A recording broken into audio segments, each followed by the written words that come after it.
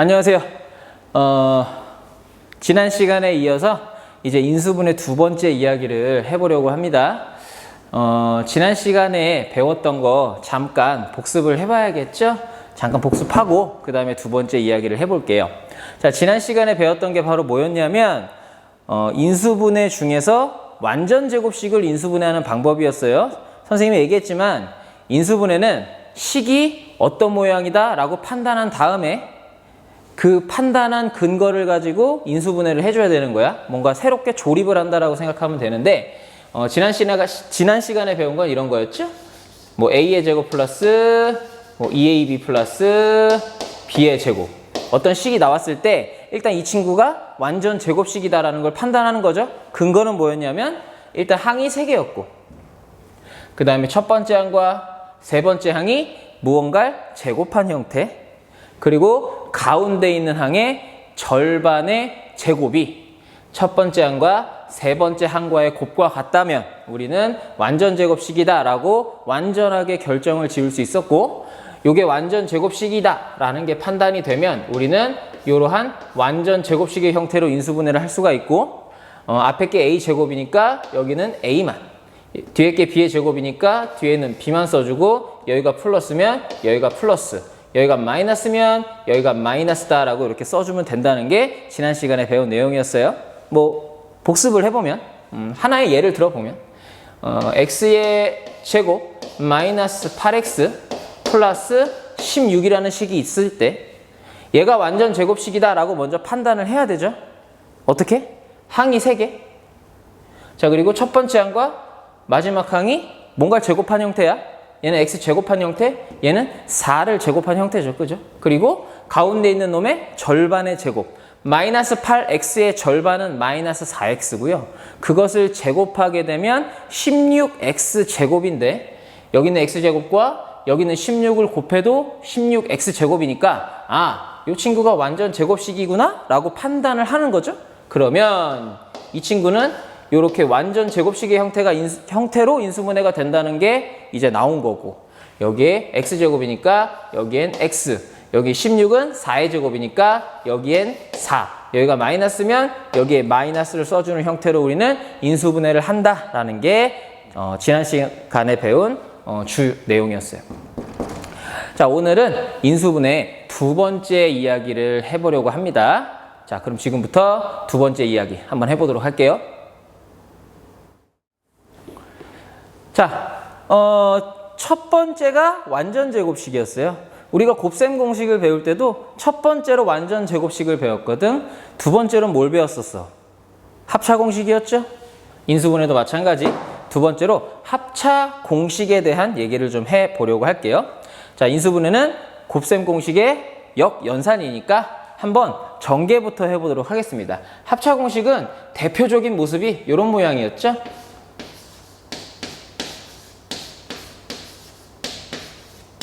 이런 모양. 하나는 합, 하나는 차로 이루어져 있어서 합차 공식이었어요. 이 친구를 갖다가 전개를 하게 되면 어떻게 나왔느냐? 이렇게 나왔죠? A의 제곱 마이너스 B의 제곱의 형태로 이렇게 나왔습니다. 완전히 똑같은 것끼리 곱하고 부호만 다른 것끼리 곱해서 이런 형태로 나왔던 거 아마 기억을 하실 거예요.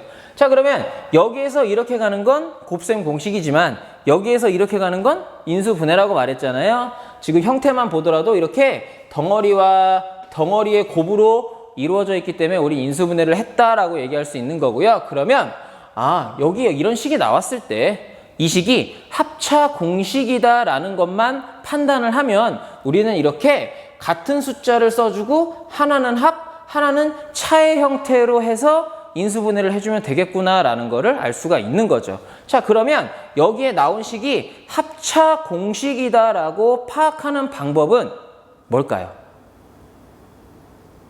일단 딱 봐도 좀 짧죠? 그죠? 합차 공식은 일단 항이 2개입니다. 항이 2개야. 하나, 둘. 이렇게 항이 2개고요. 더 디테일하게 얘기를 하면 제곱과 제곱의 차의 형태로 이루어져 있는 걸 합차 공식이라고 우리가 볼 수가 있겠어요. 그래서 다른 것들은 다 항이 3개인데 합차 공식은 일단 항이 무조건 2개거든요. 그래서 항이 두 개면 일단 합차 공식을 의심해 봐야 되고요. 합차 공식이 의심되면 그때 이게 제곱의 차의 형태로 이루어져 있느냐라는 것을 판단을 하면 되는 거야. 예를 들어서 x의 제곱 마이너스 4 요런 게 있다라고 해볼게요. 자, 일단 항이 두 개니까 합차 공식이다라고 일단 어느 정도 짐작은 하고, 자, 그 다음에 얘를 자세히 보니까 요 x제곱은 뭔가를 제곱한 형태예요. 여기 있는 4도 2를 제곱한 형태라는 걸 우리가 알잖아요. 그죠? 뭔가 제곱을 했고 뭔가 제곱을 했는데 그것의 차의 형태로 이루어져 있구나. 요거 합차 공식이겠네 라는 판단이 들면 우리는 이제 얘를 인수분해할 때 요게 합차 공식의 요런 모양으로 이제 인수분해가 될 거다라고 생각을 하고, 얘는 x제곱, 얘는 2의 제곱이니까 여기에는 x, 여기에는 2, 여기도 x, 여기는 2를 써주고 하나는 합, 하나는 차의 형태로 이렇게 인수분해를 해주면 되겠구나라고 생각을 하시면 돼요. 합차 공식이 인수분해 중에 가장 판단하기도 쉽고 하기도 쉬운 그런 인수분해 과정이 되겠습니다. 하나만 더 해볼게요. 자, 예를 들어서 4a의 제곱 마이너스 9b의 제곱의 형태 이런 게 있다라고 해볼게. 딱 봤는데 얘를 인수분해를 어떻게 해야 될까? 곰곰이 생각을 해봤는데 일단 항이 두 개네. 항이 두 개니까 합차 공식일 가능성이 있구나. 일단 생각. 자, 그럼 얘가 제곱의 차로 이루어졌는지만 확인을 하면 돼. 근데 4a의 제곱은 이 a를 갖다가 제곱한 그런 형태죠. 그렇죠? 그 다음에 9b 제곱은 3b의 제곱을 한 형태란 말이야. 이거 뭔가 제곱한 거고 뭔가 제곱했고 그걸 뺐구나. 즉 제곱의 차의 형태구나 라는 것을 판단했으면 요 새끼 요거 합차 공식이야. 죄송합니다. 요거 합차 공식이구나 라고 판단을 하는 거죠. 자, 그럼 합차 공식의 모양으로 우리는 이제 인수분해만 해주면 되는 거죠. 뭔가 조립을 해준다고 생각하면 되죠. 자, 그러면 2a를 제곱한 거고 3b를 제곱한 거니까 여기엔 2a, 여기는 3b, 여기엔 2a, 여기엔 3b를 이렇게 써주고 하나는 합, 하나는 차의 형태로 이렇게 써주시면 우리는 이제 인수분해를 했다라고 이렇게 얘기할 수 있겠어요. 당연한 얘기지만 먼저 차를 써주고 그 다음에 합을 써줘도 상관이 없습니다. 왜냐하면 여기는 곱하기이기 때문에 곱하기는 무슨 법칙이 성립하죠? 교환 법칙이 성립하니까 당연히 바꿔 써주는 것도 상관은 없겠어요. 근데 우리가 일반적으로 합차 공식이라고 합을 먼저 얘기하기 때문에 보통 합을 이렇게 먼저 써주는 형태로 많이 쓰기는 합니다. 이거는 여러분들의 선택이 되겠고요. 자, 인수분해 중에 가장 간단하고 쉬운 합차 공식에 대한 얘기를 해봤어요. 한 번만 더 얘기할게요. 일단 항이 두 개입니다. 요거부터가 일단 차이예요. 일단 항이 두 개고 그 다음에 뭔가를 제곱한 형태의 차다라는 것만 보게 되시면 합차 공식으로 인수분해하는 거 크게 어렵지 않으실 거예요. 교과서 73페이지에 예제 4번으로 선생님이 한 번 더 연습을 해볼게요. 예제 4번입니다. a제곱 마이너스 16을 인수분해 하시오라고 되어 있어요. 자, 인수분해를 하려고 이 식을 자세히 봤더니 항이 두 개네요. 항이 두 개고 a제곱 뭔가를 제곱했죠. 16은 4를 제곱했죠. 그러니까 a를 제곱한 형태, 여기는 4를 제곱한 형태이기 때문에, 그리고 그것이 차로 이루어져 있기 때문에 이게 합차 공식이구나 라고 생각할 수 있고요. 자, 그럼 우리는 a의 제곱 마이너스 16을 인수분해 할 수가 있겠습니다. 자, 합차 공식이라는 게 판단됐으니까 여기엔 a, 여기는 4, 여기에도 a, 여기에 4라고 이렇게 써주고 하나는 합, 하나는 차라고 이렇게 써주기만 하면 우리는 이렇게 덩어리와 덩어리의 곱으로 표현을 했기 때문에 인수분해를 했다라고 얘기할 수 있다라는 그런 말이 되겠어요. 그 옆에 있는 것도 하나만 더 해볼게요. 4x제곱 마이너스 9y제곱 선생님이 방금 비슷한 걸 한 것 같은데 그냥 해봅시다. 자, 4의 x의 제곱 마이너스 9y의 제곱인데요. 자, 4x, 일단 항이 두 개고요. 4x 제곱은 2x를 제곱한 그런 i. 9y 제곱은 3y를 제곱한 그런 i라는 게 이제 눈에 보여요. 그죠?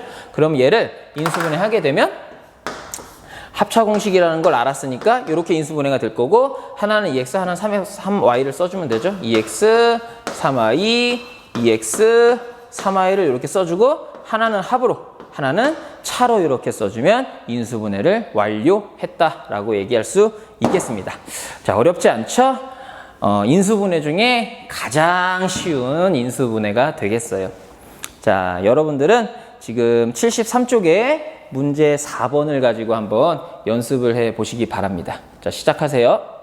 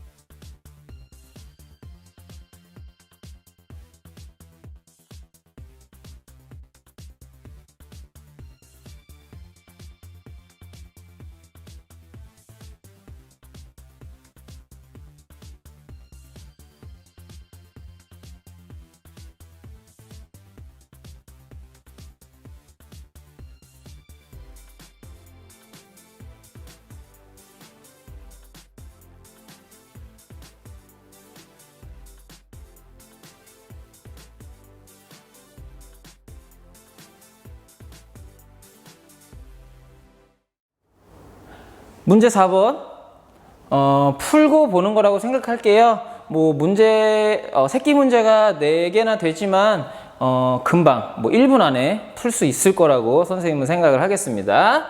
충분합니다. 자, 문제 4번 다음 식을 인수분해 하시오고요. 4개의 식이 나와 있어요. 1번부터 한번 볼게요.